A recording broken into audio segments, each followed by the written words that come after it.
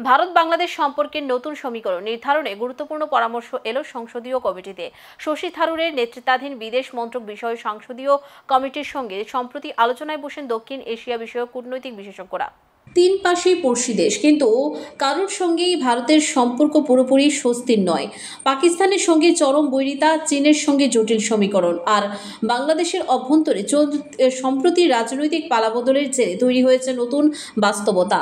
হাসিনা সরকারের পতনের পর অন্তর্বর্তী সরকার গঠন করেছেন শান্তিতে নোবেলজয়ী মোহাম্মদ ইউনূস, আর সেই সরকারের সঙ্গে ভারতের সম্পর্ক গড়ে তোলার পথে একাধিক চ্যালেঞ্জ। বিশেষজ্ঞদের মতে বাংলাদেশ, চীন ও পাকিস্তান সক্রিয়ভাবে পরিকাঠামো ও কূটনৈতিক প্রভাব বিস্তারে ব্যস্ত। চীন বানাচ্ছে বন্দর ও বিমান ঘাঁটি, পাকিস্তান কূটনৈতিকভাবে সরব।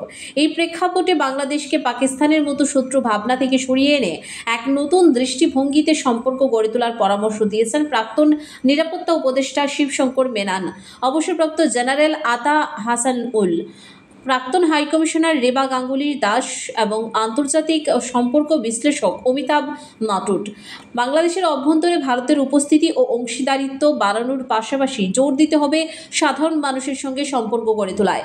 একই সঙ্গে সতর্ক থাকতে হবে সংবাদ মাধ্যমের ভূমিকা নিয়েও, যা অনেক সময়ই দুই দেশের সম্পর্কে নেতিবাচক প্রভাব ফেলতে পারে বলে মত বিশেষজ্ঞদের। बात नहीं हुई, थोड़ी सी जो ये एक आंकड़ा जो हम सुना कि नंबर्स कम हो गए हैं अभी, जो बांग्लादेश से लोग आए हैं हमारे देश पे कम आ रहे हैं आजकल। वो सब हम अब रिपोर्ट तक इंतजार कीजिए, रिपोर्ट आप देखेंगे, हमारी रिपोर्ट